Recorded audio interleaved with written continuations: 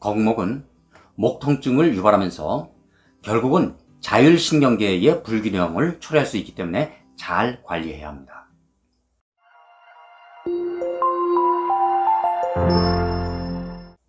여러분 안녕하세요. 반갑습니다. 현명하신 구독자 여러분 감사합니다. KNL 기능의학TV는 질병의 원인 치료에 목적을 두고 있는 의학 정보를 과학적 검증을 거쳐 여러분께 최대한 많이 알려드리는 데에 초점을 맞추고 있는데, 그런 취지에 따라 이 채널을 방문하신 여러분께 감사드립니다. 제가 실력이 부족해 영상에서 잘못된 내용을 다룰 수는 있지만 과장하거나 상상의 내용을 여러분께 전달하는 일은 없으니까 혹시 잘못된 내용을 발견하시면 제게 알려주시기 바랍니다. 이 영상을 제작하는 과정에 제가 참고한 과학적 문헌들은 이 아래 설명란에 링크를 남겨둘 테니까 관심이 있는 분들은 참고하시기 바랍니다. 거북목은 현대적 기기를 장시간 사용하면서 잘못된 자세에서 원인이 나옵니다. 하지만 좋은 자세를 유지하고 목 근육 스트레칭을 통해 충분히 극복할 수 있습니다.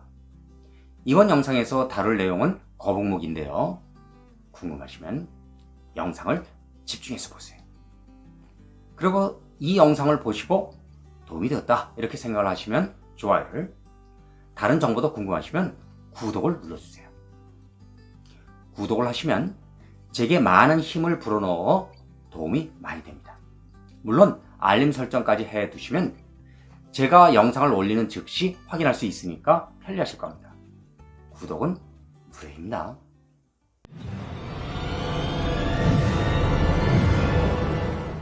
거북목은 많이 들은 용어인데 텍스트넥 이렇게도 부릅니다. 이게 정상이고요. 이쪽이 거북목인데 장시간 스마트폰이나 노트북을 사용해 목의 통증을 느끼는 것이죠. 오랜 시간 머리를 앞으로 내민 상태로 인해 목에 반복적인 스트레스 손상을 줍니다. 앞으로 숙인 자세는 경추, 목과 어깨 근육, 지지인대의 만곡에 영향을 줍니다. 침대에서 책을 읽는 것과 같은 사소한 일이라도 목 근육에 무리를 줄 수 있습니다. 신체의 다른 관절과 마찬가지로 목 관절도 나이가 들면서 마모되는 경향이 있고, 이 때문에 관절 운동에 영향을 줄 수 있으며 통증을 유발할 수 있고, 경추에서 탈출된 디스크는 신경을 압박할 수 있습니다. 류마티스 관절염, 수막염 또는 암과 같은 특정 질병이 목 통증을 유발할 수 있고, 후방 차량 충돌에서 머리가 앞뒤로 움직이면서 목에 영향을 줄 수도 있습니다.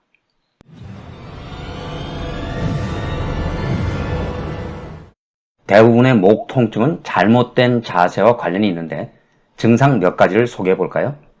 운전하거나 컴퓨터 작업을 할 때와 같이 머리를 한 곳에 오랫동안 고정하는 경우, 어깨와 목이 뻣뻣해 가동 범위가 감소하는 경우, 두통과 목 통증이 있거나 상지에 저림과 마비를 동반한 신경통이 있습니다.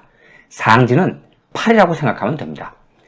거북목은 근처 근육에 압력을 가하고 근육과 근막을 압착하며 염증을 일으키고 자율신경계의 불균형을 불러옵니다.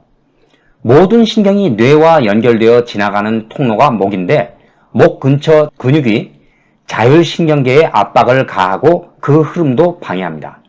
자율신경계가 우리 몸의 내장을 지배하는데, 여기에 불균형이 생기면 내장 기능 저하와 면역 기능 저하가 일어난다는 데 문제가 있습니다.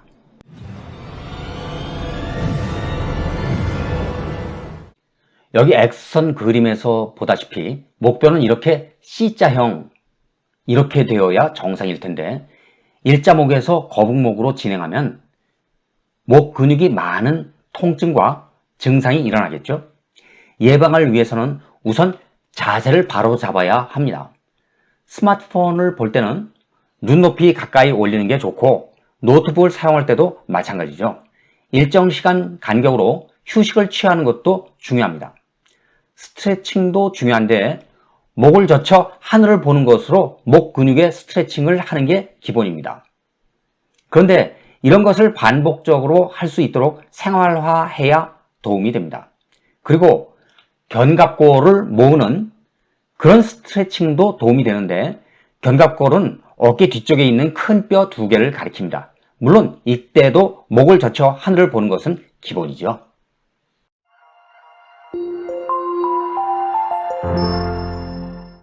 거북목은 목 통증을 유발하면서 결국은 자율신경계의 불균형을 초래할 수 있기 때문에 잘 관리해야 합니다. 거북목이 잘못된 자세로부터 비롯된 거니까 좋은 자세를 유지하는 게 필수입니다.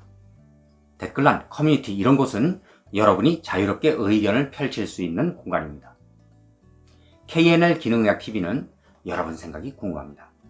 건강에 관련한 소중한 여러분의 의견이나 영상에서 다루기를 원하는 아이디어 이런 게 있으면 댓글란, 커뮤니티 그런 곳에 그 의견을 남겨주시기 바랍니다. 그러면 제가 자료 조사를 통해서 그 의견을 최대한 반영하도록 노력하겠습니다. 이번 영상은 여기서 마칩니다. 끝까지 시청해 주셔서 감사합니다. 그럼 오늘도 평화로운 하루를 보내기를 기원하면서 다음 영상에서 다시 만날 것을 기대합니다. 여러분 안녕히 계십시오.